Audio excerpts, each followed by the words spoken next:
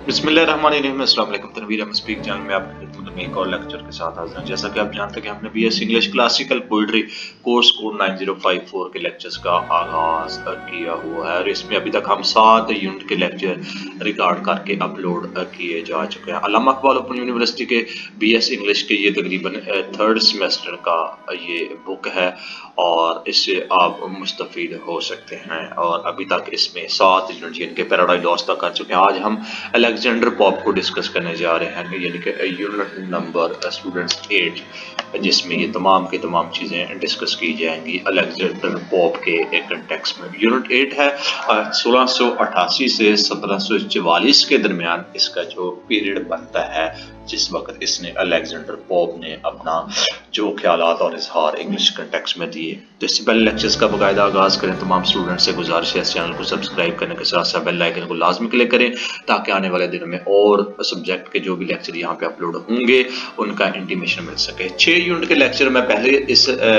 Subject के record करके upload कर चुका था और 3 यूनिट रहते थे जिसका दोबारा आगाज किया हुआ और उसमें आज 8वां चैप्टर है। और 8वें चैप्टर का table of content, overview, objective, pop की लाइफ और उसके काम जो उन्होंने अपनी ज़िंदगी के किस किस एज में की और पोइट्री का उनका इन्फ्लुएंसेस था उसके बारे में डिस्कस होगा। एज ऑफ पॉप के बारे में, pop as a classical poetry और पॉप एज ए स्टेरिस्टिस और समरी पॉइंट्स एज यूजुअल, ये तमाम के तमाम इस यूनिट में कारहाय नामा असर अंजाम जो पॉप ने दिए उनको डिस्कस किया जाएगा। तो जायज़ा इसका एज यूजुअल के इस यूनिट में जो आपकी ज़माने से मतलब जो 1660 से 1780 के दरमियान के जो साल हैं अलेक्जेंडर पॉप को 18वीं यानी कि 1688 से 1744 की सदी के 9 क्लासिकी तहरीक का अलमदार समझा जाता है। और इसकी उम्र का बेहतरीन नुमाइंदा तलबा पॉप की ज़िंदगी और काम के बारे में इसके मतलब जानेंगे, जो कि 18वीं सदी के फिक्री, समाजी, सियासी और मजहबी हालात के तनाज़ में उन्होंने अंग्रेज़ी मुआशरा, पॉप की शायरी और पॉप की शराकत की कुछ मुमताज़ खसूसियात अंग्रेज़ी शायरी पर भी रोशनी डाली अपने इस दौर में। उम्मीद है कि तलबा तनकीद के अंदाज में इसको सीखेंगे। पॉप और उनकी शायरी के इन शायराना के मुकाबले में मुताला करेंगे जिनका उन्होंने पिछली किताबों में अपना मुताला करवाया था। ऑब्जेक्टिव क्या है इस यूनिट को पढ़ने के बाद? आप पॉप के दौरे समाजी, अदबी, सियासी और मजहबी हालात को जान सकेंगे और इसके साथ साथ इस बात का तयन करेंगे कि आप पॉप की शायरी और असली हालात से किस हद तक मुतासर। नंबर 3, पॉप की क्लासिकी शायरी के तौर पर जस्टिफिकेशन पेश करना सीखेंगे और 18वीं सदी को आपका जो अगस्टन है उसके दौर के मतलब क्यों कहा जाता है आप जानेंगे। इसके साथ साथ तनकीदी तौर पर पॉप को एक तंज यानी कि नगार के तौर पर भी जांचना सीखेंगे। तो बढ़ते हैं आज की पहली हेडिंग की तरह। पॉप इज लाइफ एंड उनका काम और उसकी influence on the age on pop is poetry, यानी कि पॉप की जिंदगी और काम पॉप की शायरी पर जमाने का जो असर था, आइए देखते हैं। अलेक्जेंडर पॉप 21 मई 1688 को लंदन में पैदा हुए। पॉप के वालिद लेंडर पॉप थे और यानी कि लैंड ड्रॉपर थे और पॉप का रोमन कैथलिक की पैरवी मजहब के लिहाज से अपने वालिदैन की अकीदत से मुतासर थे। वो 12 साल की उम्र में एक बीमारी की वजह से माजूर हो गया जिसने एक मतलब उसे एक बैंक हंक बैंक यानी कि उसका कुब्बापन जिसको कुबड़ा बोलते हैं वो निकल गया और उससे वो माजूर हो गया। ज़ाहिरी शक्ल ने उसका मजाक उड़ाया और रोमन कैथलिक में उसके सख्त से अकीदे और अमल को अपनाया। वो कैथलिक मुखालफों की तहीन का निशाना बने, अक्सर हंसी मजाक और तंज का निशाना बनता रहता था। फैशनेबल खवातीन की तरफ से उसकी गैर पुरकश शख्सियत की वजह से उसका ऐसा रवैया जानने वालों के फौरी हल्के ने उसके खिलाफ अपनी तंजिया लहजे में तलखी पैदा कर दी। जाती दुश्मन पॉप ने कभी शादी नहीं की, लेकिन वो मार्था ब्लॉन्ड के साथ साथ पहले जज्बाती तौर पर मुंसलिक हो गया था और फिर लेडी मैरी वर्टली में मोंटागो को मैरी वर्टली इस पर हंसी और उसको ताना भी दिया। जब पॉप ने उसके सामने अपने जज्बात का खुलकर इजहार किया तो पॉप ने जहर उगलते हुए जवाब दिया। उनकी तहरीरों में हमला जहां तक उसकी तालीम का तल्लक है और अपनी तालीम पर डिपेंडेबल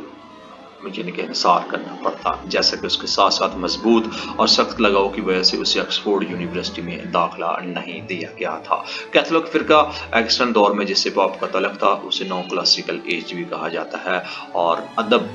جو کہ سخت اصولوں اور روایات کے تحت تیار کیا گیا تھا، پوپ نے ان کی پیروی کی اور ان میں بے مہارت حاصل کی۔ قوانین اور ان کے مطابق اختیار سے لکھا ان تمام چیزوں کو جس سے اس کی خراب صحت اور اس کی خرابی نے جو اس کے سماج کو محدود کر دیا تھا۔ زندگی صرف اپنے ادبی کام کے لیے ان کے ادبی کیریئر کو 3 ادوار میں تقسیم کیا جا سکتا ہے، جن میں پوپ آرڈسن اور پادریوں سے لے کر طنزیہ اور فلسفیانہ تک کے ورسٹائل شاعرانہ کام تیار کیے۔ نظم پوپ کا انتقال 1744 کو ہوا اور اسے ٹوکن میں دفن کیا گیا 1744 میں، اور اس کو ٹوکن میں دفن کیا گیا تھا۔ اس کے ساتھ ساتھ the writing of the first period, پادریوں کے انتھالوجی تنقید پر ان کا جو مضمون ہے 1711 میں شائع ہوا، اور یہ وہ نظم تھی جو ادبی حلقوں میں ان کا تعارف کرواتی ہے۔ 1712 میں مسیحا اور ریپ آف دا لاگ شائع ہوا، اور دا ریپ آف لاگ نے فوری طور پر قارئین کی مقبولیت حاصل کر لی اور پوپ کو شاعر کے طور پر پہچانا گیا۔ معاصر تنقید اور ادبی فنکاروں کے ذریعے دا ریپ آف دی لاگ 1712 میں دوبارہ شائع ہوا ہے، کچھ اضافے کے ساتھ ساتھ خاص طور پر مشینری متعارف کروانا۔ نظم کا پرانا ورژن اس میں شامل تھا۔ 2 کنٹوز اور 334 لائنیں موجودہ شکل میں نظم 5 کنٹ اور 742 لائنوں پر مشتمل تھی، جو کہ تمام پہلے دور میں لکھی گئی نظمی تنقید اور مضمون اور اس میں لا کی عصمت دری کی اس طرح نمایاں خصوصیات، یعنی کہ موسٹ امپورٹنٹ لا کی جو اس میں دیکھنے کو ملتی ہے۔ اس کے ساتھ ساتھ جو ایسے آن کریٹیسزم یعنی کہ مضمون پر تنقید بلا شبہ پوپ کے شاعرانہ کارنامے ہیں، ایک سنگ میل ہے، لیکن یہ ایک غلطی بھی ہے جس میں ایک نظم کو 18ویں صدی کی تنقیدی فکر کا نمائندہ سمجھا دیا جاتا ہے۔ نظم کے مندرجہ ذیل میں سیاسی رائے شامل نہیں جس میں پوپ کا تعاون کہا جا سکتا ہے۔ اصلی تنقیدی نظریہ اور عمل اس نظم کے خیالات کا مجموعہ ہے جن سے ان کو بوروڈ کیا گیا تھا، یعنی کہ ادھار لیا گیا تھا۔ قدیم ادیب یعنی کہ جو اولڈ جو اینسینٹ رائٹرز تھے اس میں جو پہلے سے ان تمام چیزوں سے واقف تھے۔ نظم کی اصل قیمت پوپ کے عقیدے میں ادبی تنقید فن میں زندہ رکھنے اور حقیقی طریقوں سے اس کو اپنایا جانا چاہیے۔ فطرت اور اس کے معیارات کی پیروی جو ذائقہ اور فیصلے کے خالص معیارات کو کنٹرول کرنے کے لیے ہے ان کو کنسیڈر کیا جانا چاہیے۔ دا ریپ آف دا لاگ یعنی کہ شاعر کا جو کام ہے جس میں دا ریپ آف دی لاگ ایک فرضی بہادری اور ایک ایپک جو ہے نا پوئم تھی جس میں چھوٹے کو بڑا اور عظیم کو چھوٹا بنایا جاتا ہے۔ بیت الخلاء کو بادل کی دیوی کے لیے اٹھائے گئے قربان گاہ کی سنجیدگی کے ساتھ بیان کیا گیا ہے اور اس کی تاریخ میں ووڈکن ہیرلڈری کی پوری شان کے ساتھ دی جاتی ہے۔ اینزٹ اور برنارڈ گروم جو کہ 1962 کے ذریعے ان تمام نظم اور اشرافیہ خاندان کا حوالہ دیا گیا ایک دوسرے کو قریب لانے کی کوشش ہے۔ پوپ چھوٹی چھوٹی باتوں پر طنز کرتے دکھائی دیتے ہیں۔ واقعہ لارڈ بیٹری کی مس اربیلا فرمور کے سر سے بالوں کا تالا چوری کرنا پوپ کی سلوک کا اظہار ہے۔ ایک بہادر مزاحیہ نظم کے سنجیدہ انداز میں سارا معاملہ نظم مانی جاتی ہے جو کہ آپ کو اس معاشرے کی بہترین نظم جس میں شاعر کی مخفی ستم ظریفی کا استعمال اس کی حقیقی تصویر کو پیش کرتا ہے۔ 18ویں صدی کی بے حیائی اور فیشنیبل اخلاقی رویے کی معیارات اس کی تفصیلی جو ہے نا بحث اس یونٹ کے بعد کے اس حصے میں پیش بنایا گیا ہے، اور پوپ کے کیریئر کا دوسرا یا درمیانی دور عمر کے ترجمے کے ساتھ ساتھ نشان زدہ شائع ہوا اور اس میں الائڈ جو کہ 1715 سے 1726 تک پوپ نے ہومر کے اوڈیسی کا مکمل طور پر ترجمہ کیا۔ مکمل طور پر ہومر اوڈیسی کا پوپ کی مالی تندرستی کے لیے 2 کام لائے گئے دوسرے اشعار یاد کیا یاد تھے، ایک بدقسمت خاتون اور الیسا ایبلرڈ کی جس میں پوپ کے ذاتی جذبات کا اظہار کیا گیا۔ ڈکشن اور اسلوب جو عصری رسمی اور مصنوعی امتیاز کے مطابق تھا۔ انداز کا اپنے کیریئر کے تیسرے دور شاعری کے ڈنگی سائڈ میں پوپ نے 4 خطوط لکھے۔ فلسفیانہ اور اخلاقی فطرت جیسے اس نے انسان پر ایک مضمون کہا، ایک نظم تھی جس میں وہ ملٹن کی طرح دعویٰ کرتا ہے کہ وہ انسان کے لیے خدا کے طریقوں کو درست ثابت کرتا ہے۔ نظم میں کوئی اہم بات نہیں، فلسفے کا نظام اور کسی بھی طرح سے ملٹن کے پیراڈائز لا سے موازنہ دی سے نہیں کیا جا سکتا، یعنی کہ ڈونسائڈ نہیں کیا جا سکتا ان تمام چیزوں کے ساتھ۔ ان تمام لوگوں پر ایک تنزیہ جو پوپ کی جسمانی خرابی کی توہین کرنے میں ملوث ہیں۔ نظم اس لیے اسے ڈانسن کا مطالعہ کہا جاتا ہے، جو آپ کو گریرسن اور اسمتھ کے مطابق پوپ کی نظموں کی صحیح ترتیب کو طے کرنا مشکل ہے۔ انہوں نے نظموں کو دو گروہوں میں تقسیم کیا جو پہلے اور بعد کی نظموں سے مطابقت رکھتے ہیں، اور سب سے پہلے نظموں کا وہ گروہ جو پادریوں کی طرف صرف شاعری یعنی نظموں کو سمجھا جاتا ہے، احساسات، تخیلات اور ہم آہنگی۔ پہلے گروہ میں Winston force, rape of lock, مورکیا لائٹ کا ترجمہ، دوسرے گروہ میں تنزیہ اور خطوط شامل ہیں جو اخلاقی مضامین، انسان پر مضامین اور تنقید پر مضامین شامل ہیں۔ تو اس طرح ہوپ کا اور ہیڈسن کا اور پوپ کا سارے کا سارا نظریہ ان کی شاعری میں دیکھنے کو ملتا ہے۔ دا ایج آف پوپ یعنی کہ پوپ کا جو دور ہے 18ویں صدی کے ابتدائی حصے کو انگریزی میں نیو کلاسیکل یا اگسٹن ایج کہا جاتا ہے۔ ادب کو پوپ کا دور کہا جاتا ہے۔ پوپ کی شاعری اور بے حیثیت شاعر ان کے مقام کا بخوبی اندازہ لگایا جا سکتا ہے، جو 18ویں صدی کے اوائل میں اس کے حوالے سے انگریزی کی تاریخ میں یہ دور ایک طرف ادب جو 17ویں صدی کے سخت اسکالرشپ کا اشتراک کرتا ہے اور دوسری طرف 19ویں صدی کے سائنسی اور شکی نقطہ نظر اگسٹن سے پہلے کی بحالی کا دور، جو کہ اس کی عمر کو بے وقوفی اور غیرت مندی کے ساتھ ساتھ نشان زدہ بھی کرتا ہے۔ 18ویں صدی کے لوگوں نے اسے منظور نہیں کیا، ان خصوصیات اور زندگی کے بارے میں پختہ اور سنجیدہ رویے کا احیا چاہتے ہیں۔ انہوں نے نہیں کیا آرٹ اور ادب کے لیے آپ کا جو پیوریٹیکل اور مربڈ نقطہ نظر کے ہوا میں 18ویں صدی کا منظر نہ صرف فن اور ادب کی نمایاں خصوصیات کے طور پر پسندیدگی، عقل اور تدبر، لوگوں کی سماجی زندگی کا بھی اس لیے زمانے کی شاعری پر خوبی کا غلبہ تھا۔ احساس، عقل زندگی کی طرف حقیقت پسندانہ نقطہ نظر، اصول پسندی اور اس دور کی شاعری اس میں شامل ہے۔ شاعر کی شاعری یہ کہلاتی ہے کہ وہ یوٹوپیا کی ریویلنگ اور فطرت کی دنیا کی بجائے شہر کی زندگی کے بارے میں لکھنے کو ترجیح دی جاتی ہے، اور اس طرح پیش کیا گیا اس میں کے بجائے اس کے کہ اس کو کیا کرنا چاہیے، ان کی تخیل کے مطابق ان تمام چیزوں کو بننا چاہیے۔ لہٰذا ہم اس کے درمیان ایک واضح فرق تلاش کریں گے۔ رومانٹک اور نو کلاسیکل اگسٹن شاعروں نے غیر معقول تعظیم کا مظاہرہ نہیں کیا۔ پچھلے ادوار کے شاعر انہوں نے شاعری کے اپنے تصورات اور اسلوب کے اصول اور شاعری کی رسمی اور متاثرہ لغت میں یہ سخت اور غیر لچکدار قواعد ضوابط کی پابندی کی۔ اسلوب کے امتیازات نے ان کی شاعری کو خوبصورت اور آرائشی بنا دیا، لیکن اس کے ساتھ ساتھ اسے بھی روایتی اور شاعری کی لذت سے دور، یعنی کہ اسے نیرس تک اور تخلیقی صلاحیتوں کا فقدان تھا، اور اس وجہ سے قاری کے تخیلات کو ابھارنے کے لیے پرجوش نہیں ہو سکتا تھا۔ یہ شاعری سے خالی نظر آتا تھا۔ اس کے ساتھ ساتھ احساسات اور آپ کی شاعرانہ زیادہ نثری درستگی، وابستگی اور درستگی کے اس میں جو پرنسپل تھے جس کا نظم اثر پر بھی اطلاق ہوتا ہے۔ انگلستان کی معیشت عروج پر تھی اور لندن نہ صرف مرکز بن گیا بلکہ اقتصادی سرگرمی ایک مہذب سماجی زندگی کا نمونہ بن گئی، جو کہ اس میں شاعر کی دلچسپی نے انہیں کلاسیکی ماسٹرز کے حوالے سے زندگی کو پیش کرنے پر مجبور کیا۔ یہ صرف نہیں تھا بلکہ ان کی پیروی کرنے کی تعظیم، اور انہوں نے اپنے اصولوں اور انسانیت پرستی کو نہیں چھوڑا، بلکہ انہوں نے کاشت کی اخلاقی شائستگی کی زندگی گزارنے کا ایک نقطہ نظر اور عمل اس زمانے کے عدم میں ہم جو دیکھتے نظر آ رہے ہیں، کلاسیکل آئیڈیل کی فتح، جس کے بارے میں کچھ ناقدین کا خیال ہے کہ اس کا فطری نتیجہ تھا، جو کہ جس میں آپ کے رومانوی جذباتی یونانی رومن کے اسٹڈی کا نتیجہ دکھائی دیتا ہے۔ کلاسیکی اگرچہ یہاں تک مباد کا تعلق تھا، قارئین کی پرجوش کیا، لیکن جب ختم ہو گیا اسے پرانے طریقے کے لیے دلچسپی اور کشش بڑھ گئی، یہاں تک کہ الزبتھ کے زمانے میں روانی اسلوب میں اسراف کی طرف میلان اور شکل کی کمزوریاں دیکھی گئی، جو کہ فرانسیسی نظریات کے زیر اثر تخلیق ہونے والا ادب اپنا اثر کھو بیٹھا، اور 18ویں صدی جو اس میں موجود تھی اس میں تنقید کے لیے تخیل کو تبدیل کرنے میں زیادہ ملوث ہے، جو کہ تاہم 18ویں صدی کا ادب جو ہے ان کا مقصد تنقید کرنا نہیں تھا بلکہ معاشرے کی ترجمانی کرنا تھا۔ نئی روح کی طرف سے نشان لگایا دیا گیا تھا کہ تخلیقی کے بجائے تنقیدی اور تجزیاتی فکری نقطہ نظر میں دلچسپی، تخیل اور ویژنری آؤٹ لک پر غلبہ حاصل کیا، جو کہ عقل کا کام کیا۔ اگسٹن ادب کی اصولی تبدیلی کے پہلو کا خلاصہ آپ کو 3 کے تحت مل سکتا ہے، جس میں آپ کا پہلا علمی، دوسرا علمی، تیسرا علمی اور نفسیاتی علم اس میں شامل کیا گیا۔ تو اس طرح پوپ اس ایج کا جو اثر ہے اس طرح دکھائی دیتا ہے۔ نمبر 3 پہ آپ کا Pope as a classical poet اس میں کیا ہوا کہ پوپ کو نو کلاسیکل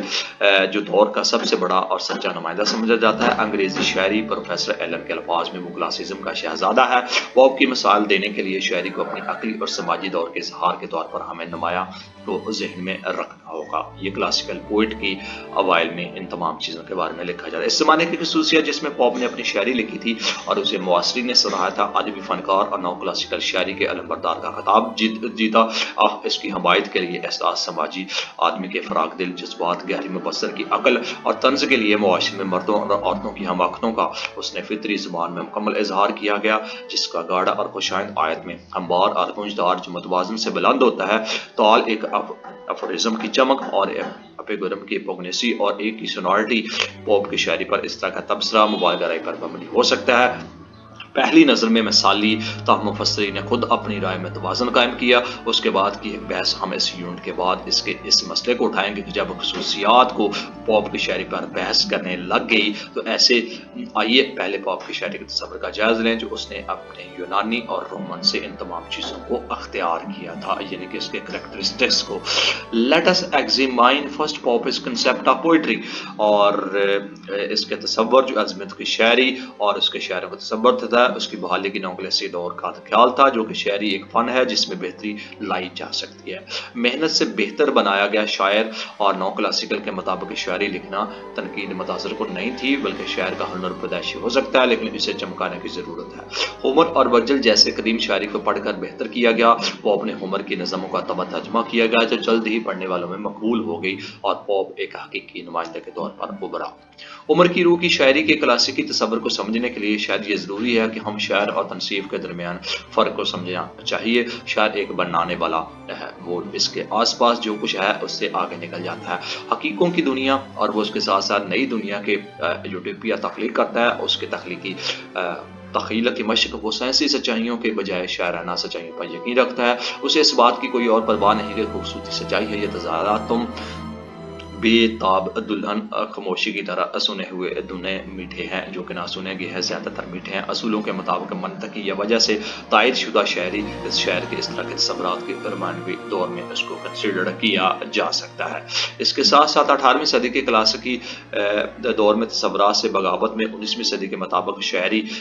جس میں صدیوں استدلال کی طرح، جیسا کہ شیلی نے اپنے مضمون ڈیفینس آف پوئٹری میں بحث کی ہے کہ یہ بے ساختہ اور متاثر کی سرگرمی نہیں بلکہ مرضی کی سرگرمی ہے۔ یہ ایسی مہارت نہیں ہے جس کو بہتر بنایا جا سکے، محنت کے ذریعے تصدیق ایک تال فراہم کرنے کے لیے الفاظ کو میڈیکل شکل میں ترتیب دینے کا فن ہے، اور اس کے ساتھ ساتھ اس کے جو راگ جو پڑھے جانے پر ایک خوشگوار آواز کا اثر پیدا کرتا ہے۔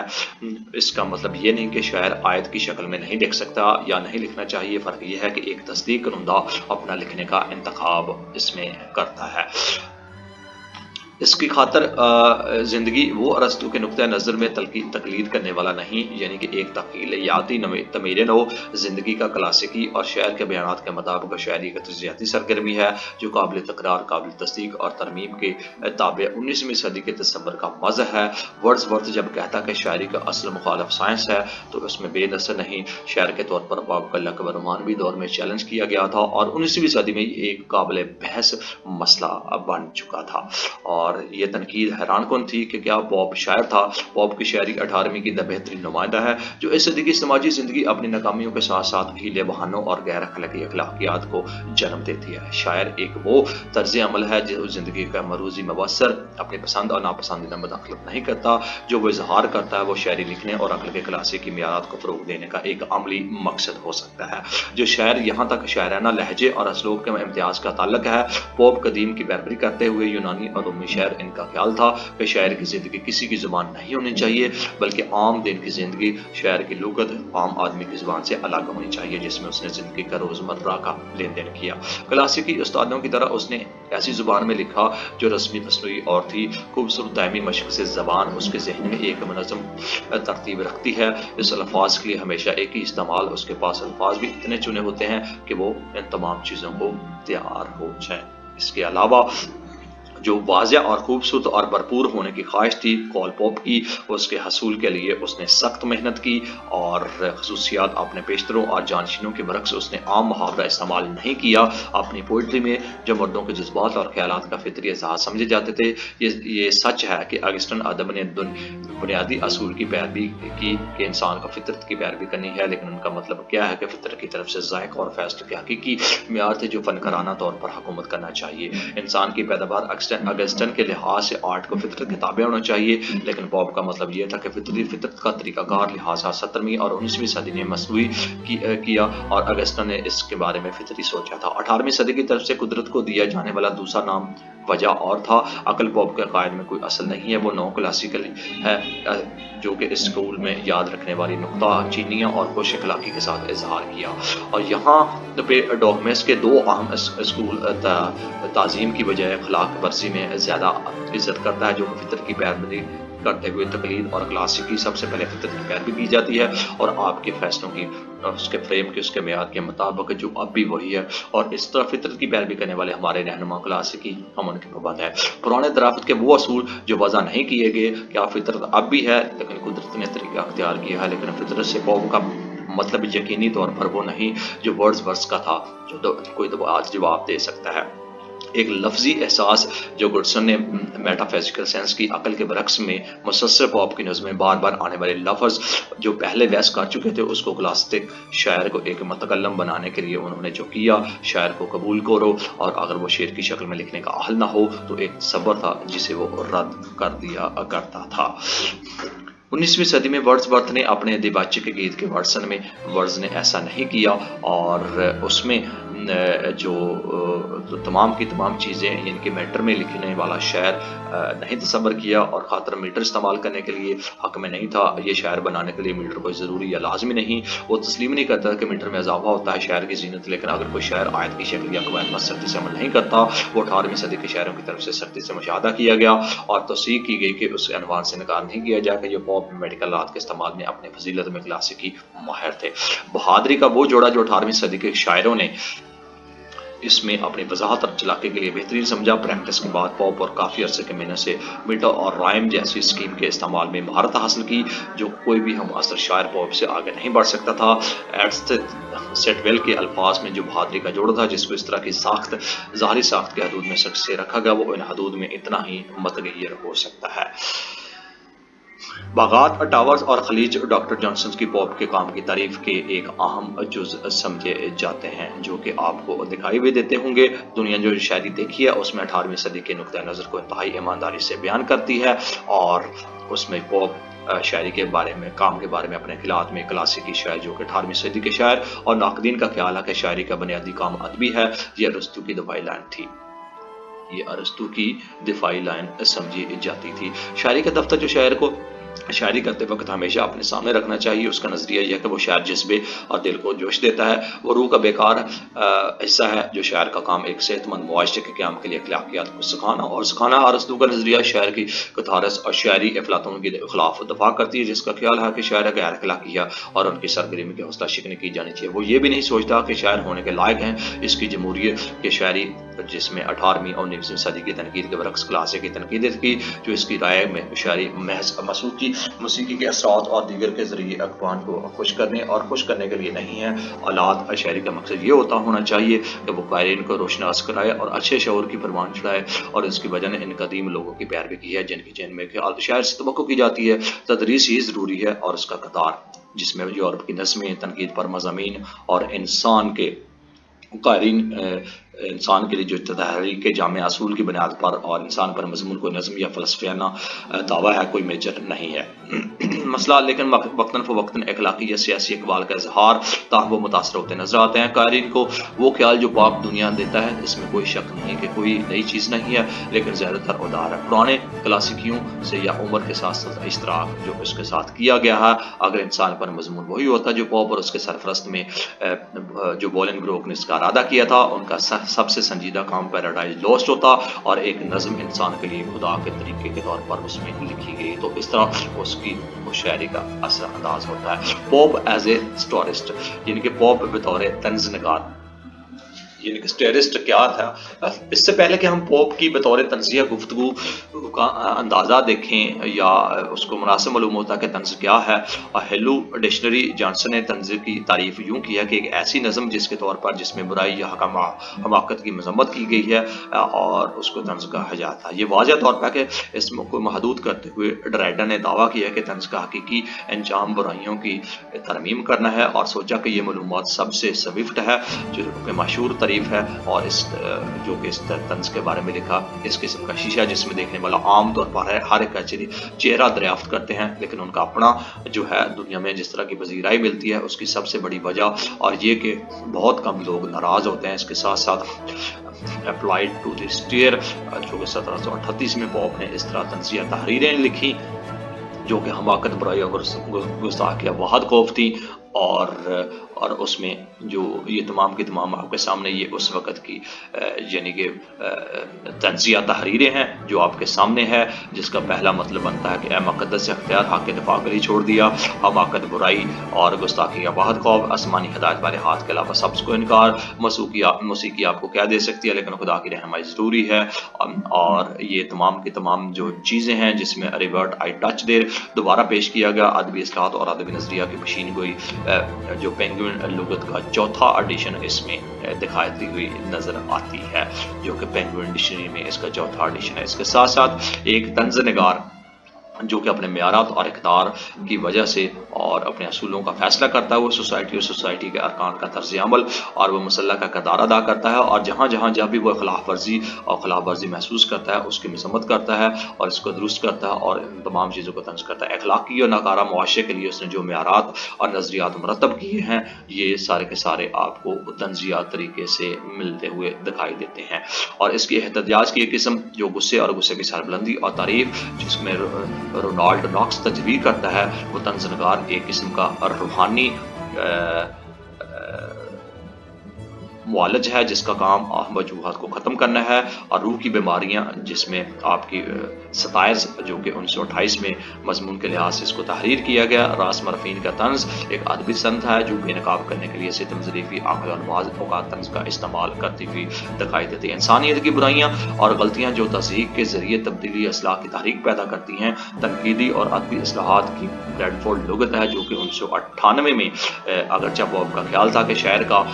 لکھا گیا تھا، معاشرہ اس کی ادبی اخلاق کو بنانا شامل تھا.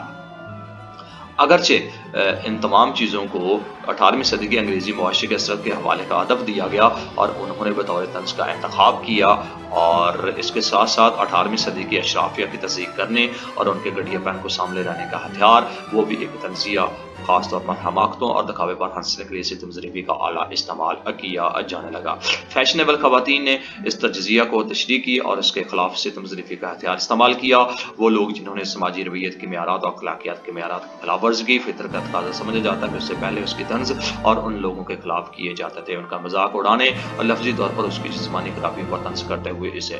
مشتعل کیا گیا ہے. بعد میں یہ تھا کہ عام طور پر معاشرہ جس کی اخلاقیات کے معکوس معیارات پوپ نے گہری وسیعت کے ساتھ نشاندہی کی اور ان کی عکاسی اپنی نظم و تنقید پر مضمون، انسان پر مضمون اور خاص طور پر ادیرے میں کی گئی، جس میں طالع کا ہربرٹ گیریسن اور جیسی کے سمتھ کے مطابق اس کے آخری ادوار کی طنز سمجھا جاتا ہے. ریپ آف دی لاگ اور انسان پر مضمون یکساں طور پر اس کے غلبہ کے دو گواہ ہیں جو کہ پوپ کے ذہن میں طنزیہ رگ اور شاعروں اور نقادوں کی حماقتیں اور ان کی ناکامیاں اور خواتین بنانے انسان کی حماقتیں، ان تینوں کے مرکزی موضوعات ہیں جو کہ پوپ کے طنز کا سلسلہ. یہاں سے بدلہ لینے کا غصہ جو کہ ستم ظریفی اور عقل مندی کے متضاد نرم شہری استعمال کے لیے غصے کی بجائے اور اس کے پیار کا نتیجہ اس نے خود اعلان کیا تھا. ان تمام چیزوں کے طنز میرا ہتھیار ہے لیکن بہت سمجھدار، بالکل بھاگنا اور بالکل جھکنا میں اس سے ملتا نہیں ہے. یعنی کہ یہ اس کے الفاظ تھے جو انہوں نے خود تحریر کیے. اسے صرف ہیکٹر کی زمین کے طور پر میں پہنتا ہوں اور چور، سپر کارگو، تیز اور ہدایت کار اس کے طنز کے بارے میں اعلان کیا. اسے مقدس اختیار حق کے دفاع کے لیے چھوڑ دیا، حماقت، برائی اور گستاخی کا وحد خوف. اس طرح یہ ایک طنز نگار کے طور پر اس کو देखा जाने लगा और पॉप सबसे ज़्यादा मौसर था, जो अपनी बेहतरीन अंदाज में the rape of the lock में उन्होंने तंजिया और तरीके से जो अपने शायराना सलाहियतों को मनवाया, उसकी मिसाल कहीं देखने को नहीं मिलती 18वीं सदी के अवाइल में। इसकी खूबसूरती से कुछ पुरजोश जिसको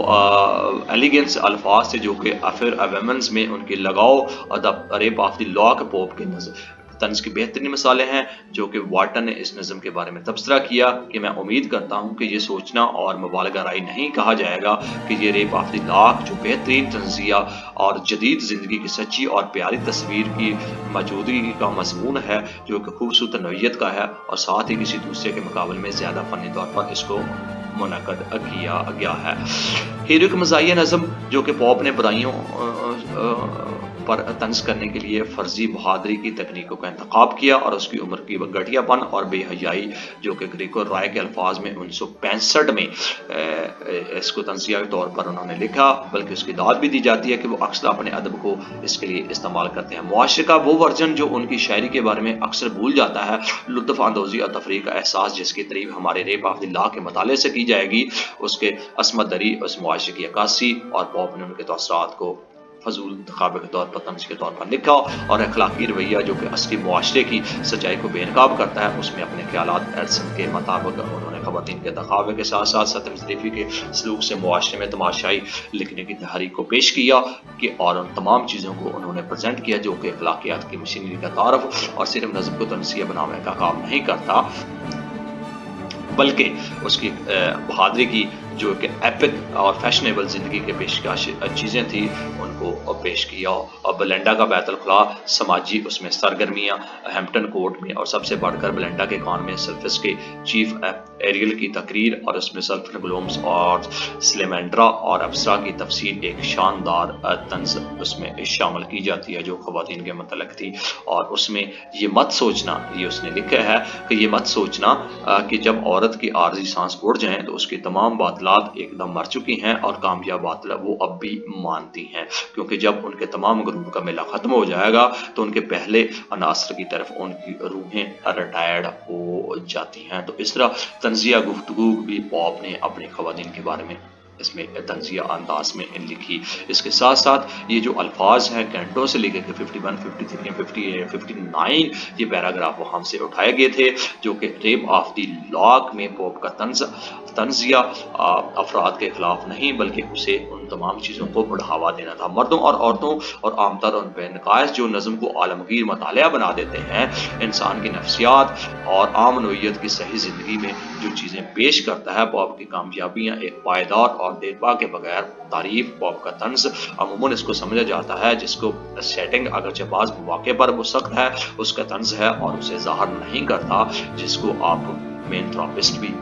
कहा जाता था। तो इस तरह आप ये पॉप की रेप ऑफ द लॉक में जो तंजिया अल्फाज थे उन्होंने असली हाजिर के मुताबिक जो मौजूदा हालात थे ख़वातीन के मुताबिक और तंजिया शायरी के ज़रिए तंजिया नस्ल के ज़रिए अपने हालात को पेश किया था। समरी पॉइंट्स है जिनके खुलासा पॉइंट्स के इसमें 1670 और 1780 के दरमियान सालों को अगस्टन एज कहा जाता है। नंबर 2 आपके अगस्टन एज को नौ क्लासिकल दौर भी कहा जाता है और अलेक्जेंडर पॉप समझा जाता है, इस नौ क्लासिक की तहरीक का अलमबरदार भी समझा जाता है। नंबर 3 21 मई 1688 को लंदन में पैदा हुए। वो 12 साल की उम्र में एक बीमारी की वजह से मजबूर हो गया था जिसके पीछे से वो पीछे हट गए थे। नंबर 5 उसकी मजबूर ज़ाहरी शक्ल और उसके जो कटर और रोमन कैथोलिक अकीदे की वजह से वो फैशनेबल ख़वातीन की तरफ से तंज का निशाना और तौहीन का निशाना बने। और नंबर 6 आपका इस दौर के रवैयों ने पॉप को अपने ज़ाती दुश्मनों के खिलाफ एक तल्ख तंजिया बना दिया। नंबर 7 नौ क्लासिक के ज़माने में अदब सख्त असूलों और रवायात के तहत तैयार किया जाता था। पॉप ने महारत हासिल की और इस तरह खूबसूरत अंदाज और दुरुस्तगी के शायर के तौर पर उबारा। नंबर 8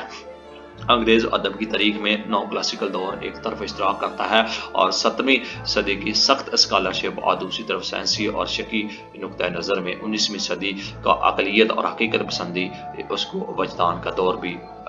اس کی شاعری میں جنم دکھائی دیتا ہے، جس میں عقلی اور عقل کا غلبہ لیکن ایک سخت اور پیچیدہ اصولوں کی مصنوعی امتیازات نے شاعری کو خوبصورت بنا دیا، جس میں آرائشی لیکن اسے شاعری کی لذت سے اٹھا دیا گیا تھا۔ نمبر 11 اس میں جو ہے نا آپ کا نو کلاسیزم شاعری کی دلچسپی سے انہیں زندگی کے حوالے سے پیش کرنے کا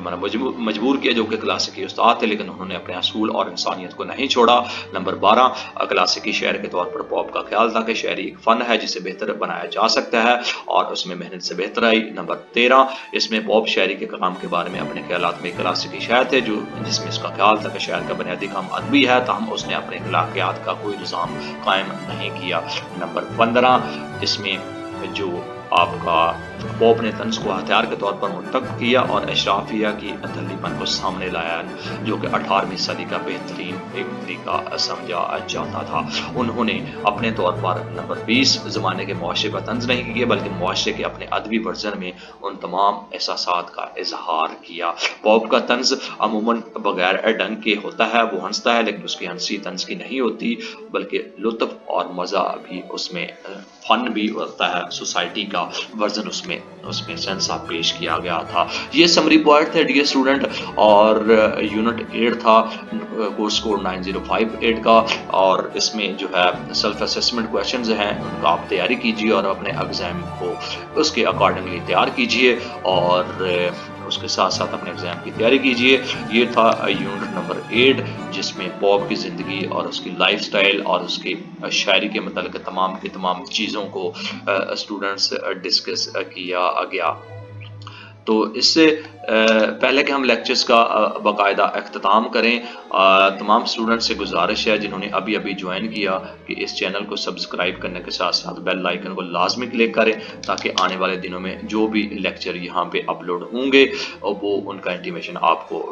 مل سکے اور آپ اس سے مستفید ہو سکے۔ اس کے ساتھ ساتھ آپ کے بہن بھائیوں میں جو میٹرک کے اسٹوڈنٹ ہیں 9th اور 10th کے، اور ان کے بھی لیکچر ریکارڈ کر کے اپلوڈ کیے جا چکے ہیں، یعنی کہ پی ٹی وی سلیبس کے accordingly physics, chemistry, biology, computer science کے لیکچر بھی ریکارڈ آپ کر کے اپلوڈ کیے جا چکے ہیں، تو وہ بھی اسٹوڈنٹس تمام لیکچر سے مستفید ہو سکتے ہیں، فری آف کاسٹ ہیں۔ تو یہ یونٹ 8 تھا جس میں الیگزینڈر پوپ کی 1688 سے 1744 کے درمیان کی ان کی جو خدمات تھیں، ان کی ایج کے کنٹیکس میں، اس کے شاعری کے کنٹیکس میں، ان کی جو طنزیہ شاعری تھی، ان کی جو رمائنگی شاعری تھی، ان کی جو لائف تھی اور ان کی جو کلاسیکل پوئٹری تھی، ان کی جو طنزیہ پوئٹری تھی، ان تمام چیزوں کے بارے میں یونٹ 8 میں کورس کوڈ 9058 1688 سے 1744 کے درمیان ہم نے ان تمام چیزوں کو ڈسکس کیا۔ اس سے پہلے لیکچرز کا اختتام کریں، آپ سے گزارش ہے میری حوصلہ افزائی کے لیے اس چینل کو سبسکرائب کرنے کے ساتھ ساتھ بیل آئیکن کو لازمی کلک کریں تاکہ آنے والے دنوں میں اور جو بھی لیکچر اس قسم کے اپلوڈ ہوں گے ان کا آپ کو انٹیمیشن مل سکے۔ اس کے ساتھ ہی ہمیں دیجیے اجازت، یونٹ 9 اور آخری لیکچر جو کہ 9054 کا ہے اور کلاسیکل پوئٹری کا، پھر حاضر ہوں گے۔ اللہ حافظ۔